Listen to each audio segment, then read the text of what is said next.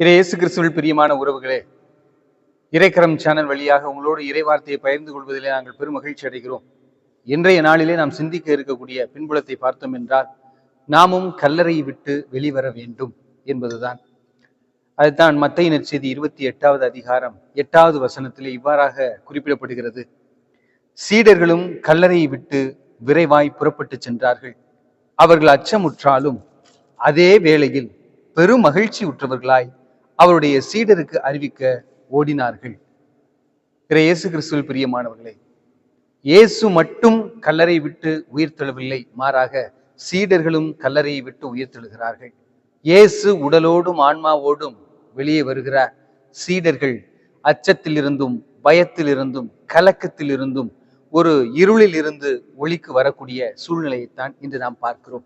இன்று நம்முடைய அன்றாட வாழ்க்கையிலே நாம் இன்னும் கல்லறைக்குள்ளாகவே இருக்கிறோமா என்பதை நாம் சிந்தித்து பார்க்க வேண்டும். அச்சம், பயம், இந்த பயம் என்ற ஒரு உணர்வு நம்மை முன்னோக்கி செல்வதை தடை செய்வதுதான் இந்த பயம் என்ற ஒரு உணர்வு.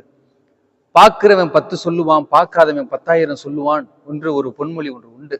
எனவே பார்ப்பவர்கள் 10 சொல்லுவாங்க, இவன் அப்படி அவன் அப்படின்னு. பார்க்காதவங்க இதை விட கொடூரமா சொல்லுவாங்க, ஏன்னா செவி வழியாக கேட்டது சொல்லுவாங்க.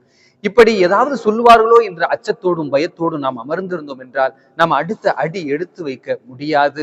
அப்பொழுது நாம் உறங்கி விடுவர்களாக, முடக்கம் உள்ளவர்களாக மாற்றப்படுவோம். இதைதான் நீர் உறங்கி கிடந்தால் சிலந்தியும் உன்னை எளிதாய் சிறைபிடிக்கும் என்று பொன்மொழிக்கு ஏற்ப நாம் உறங்கி கிடக்கும் போது, முயற்சி எடுக்காமல் பயத்தோடு அச்சத்தோடு அமர்ந்திருக்கும் போது நம்மை சிலந்தி கூட சிறைபிடிக்க முடியும் என்பதுதான் உண்மை செய்தியாக இருக்கிறது. எனவே கல்லறையை விட்டு நாம் வெளிவர வேண்டும். நான் இப்பொழுது எந்த கல்லறையில் இருக்கிறேன் என்பதை பார்க்க வேண்டும். அதனால தான் நம்ம பாடல் கூட பாடுவோம், கல்லான இதயத்தை எடுத்து விட்டு கனிவான இதயத்தை பொறுத்து இறைவா என்று கேட்பதற்கு பொருள் என்னவென்றால், என்னுடைய கல்லான இதயம், என்னுடைய கல்லான பார்வை, என்னுடைய கல்லான வார்த்தை, என்னுடைய கல்லான செயல், என்னுடைய கல்லான சிந்தனை, இந்த கல்லறையிலிருந்து எப்பொழுது இந்த கல் புரட்டப்படும் என்பதை நாம் ஆழமாக சிந்தித்து பார்க்க வேண்டும். ஆண்டவர் இயேசு கிறிஸ்து அவர் கல் அறையிலிருந்து வெளி வருகிறார். ஏனென்றால் அவர் இந்த நிலத்திற்கு ஒரு விருந்தாளி தான். ஆகையால் தான் விருந்தும் மருந்தும் 3 நாட்கள் என்பது போல அவர் இந்த நிலத்திலே 3 நாட்கள் உள்ளே இருக்கிறார். 3வது நாள் உயிர் தெழக்கூடிய ஒரு சூழ்நிலை. நாமும் அன்றாட நாட்களில் உயிர் தெழுந்தவர்களாய் செயல்பட வேண்டும். இன்று சீடர்கள் கல்லறையை விட்டு புறப்பட்டார்கள் என்பதை போல நாமும் நம்முடைய அச்சம், பயம், கலக்கம், தெளிவின்மை, இப்படிப்பட்ட ஒரு கல்லறையிலிருந்து நாமும் வெளிவர வேண்டும். அதற்கு இயேசு கிறிஸ்து உதவி செய்கிறார் என்பதுதான் நம்முடைய சிறப்பான சிந்தனையாக இருக்க வேண்டும். தொடர்ந்து நாம் என்னுடைய கல்லறைக்கு நான் செல்லுகிறேனா இல்லை வெளிவருகிறேனா என்பதை சிந்தித்து பார்க்க வேண்டும். அதனால தான் ஈஸ்டர் என்பதற்கு பொருள் நாம் பார்த்தோம். அது ஈஸ்டர் என்றால் ஆங்கிலத்துல ஈஸ்ட், தமிழ்ல கிழக்கு. கிழக்கில் இருந்து சூரியன் உதித்து வெளிச்சம் கொடுப்பது போல ஆண்டவர் சூரியனை போல் உதயமாகிறார், ஒளி கொடுக்கிறார். எனவே முப்பகுதியில் இருக்கக்கூடிய இருள் மறைய ஒரு பகுதியிலிருந்து ஒளி வருவது போல, அதே போலதான் இந்த உலகம் முழுவதும் இருள் நிறைந்த அந்த மனிதர்களுக்கு ஒளி கொடுப்பவராக உயிர் தெழுகிறார் ஆண்டவர் இயேசு கிறிஸ்து. எனவே அதைத்தான் ஈஸ்டர் என சொல்லுகிறோம். தமிழிலே உயிர்ப்பு என சொல்லுகிறோம். உயிருள்ள ஒவ்வொன்றிற்கும் மதிப்பு அதிகம், இறந்த ஒன்றிற்கு மதிப்பு குறைவு. நான் கடைக்கு போய் பூ வாங்க போறேன், செத்து வதங்கி வாடி போன ஒரு பூவை வாங்க முடியுமா? வாங்க மனசு வருமா? வராது. அப்ப உயிருள்ள பூவை வாங்கும் போதுதான் அது நமக்கு செயல்படுத்தப்படும். நாம் அதை தலையில் சூடி செல்லும் போது வண்டுகளும் அந்த உயிருள்ள பூவிலே அமரும். எனவே இந்த உயிர்ப்பு என்பது நாமும் உயிருள்ளவர்களாக இருக்க வேண்டும், இறந்தவர்களாக இருந்துவிடக் கூடாது என்பதை சுட்டி காட்டக்கூடிய ஒன்றாகத்தான் அமைகிறது. எனவே சற்று நாம் ஆழமாக சிந்தித்து பார்ப்போம். இன்று ஒரு பூ உயிர் உள்ளதாக இருந்தால் தேனீக்களை சென்றடைந்து அதில் இருக்கக்கூடிய தேனை எடுத்து அது மகரந்தத்தை சேர்க்கக்கூடிய ஒரு சூழ்நிலைக்கு மாறும். இன்று நானும் உயிருள்ள பிள்ளையாக இருந்தால் என்னையும் இந்த பல உயிர்கள், உறவுகள் என்னை நாடி வருவார்கள். என்னிடமிருந்து அவர்கள் அறிவொளியை பெற்றுக்கொள்வார்கள் என்பதுதான் ஆழமான செய்தியாக இருக்கிறது. எனவே நான் கல்லறையில் இருக்கிறேனா இல்லை உயிர் தெழுந்து விட்டேனா என்பதை ஆழமாக சிந்தித்து பார்ப்போம். இன்று குடிநோயினால் பாதிக்கப்பட்டு இருக்கக்கூடிய ஒவ்வொருவரையும் நான் சிந்தித்து பார்ப்போம். இன்னைக்கு பாட்டில் காலியாகுதேங்கிற பயத்துல பாட்டில் எம்டியா இருக்குன்னு நினைச்சுக்கிட்டு தன்னுடைய வயிறை ஃபுல்லாக்கிக்கிறாங்க. அந்த சாராயத்தால நிரப்பக்கூடிய ஒரு சூழ்நிலை. இவர் மட்டும் தள்ளாடவில்லை, மாறாக அவருடைய குடும்பங்களும் தள்ளாடக்கூடிய ஒரு சூழ்நிலையை நாம் பார்க்கிறோம். எனவே நாம் ஆழமாக சிந்தித்து பார்க்கக்கூடிய தருணத்தில் இருக்கிறோம். இன்று நான், என் குடும்பம், என் பிள்ளைகள், என்னுடைய உறவுகள் எங்கு இருக்கிறார்கள்? கல்லறைக்குள் இருக்கிறார்களா இல்லை உயிர் தெழுந்து விட்டார்களா என்பதை நாம் ஆழமாக சிந்திக்க கடமைப்பட்டு இருக்கிறோம்.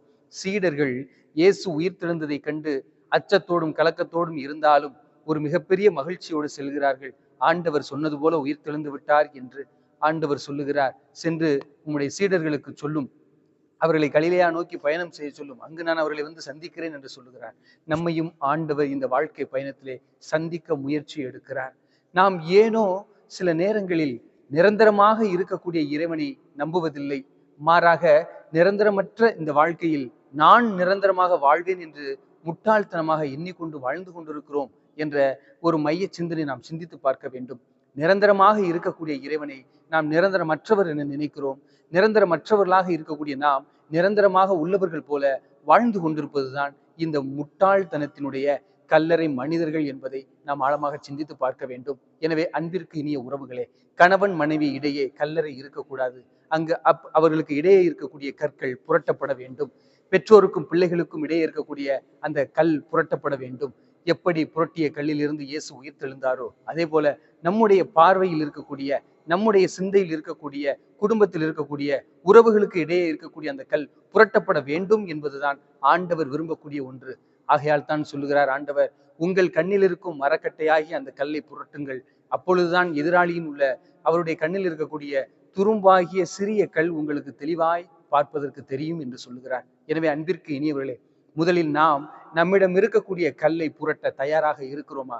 இல்லை, நாம் நம்மிடமே பெரிய கல்லை வைத்துவிட்டு பிறரிடம் இருக்கக்கூடிய கல்லை அப்புறப்படுத்த முயற்சி செய்கிறோமா என்று ஆழமாக சிந்தித்து பார்ப்போம். இறைவனுடைய கரத்தை பிடிப்போம். என்னாலும் அந்த கல்லை புரட்டுவதற்கு அவர் நமக்கு வலு கொடுப்பார். அதனால் தான் பவுலை பார்த்து சொல்லுகிறார், என்னுடைய அருள் உனக்கு போதும் என்று சொல்லுகிறார். அதே போல் பவுல் சொல்லுகிறார், எனக்கு ஆற்றல் கொடுக்கிற இறைவனுடைய துணை கொண்டு எதையும் செய்ய எனக்கு ஆற்றல் உண்டு என்று சொல்லுகிறார். எனவே நமக்கும் அந்த ஆற்றல் உண்டு.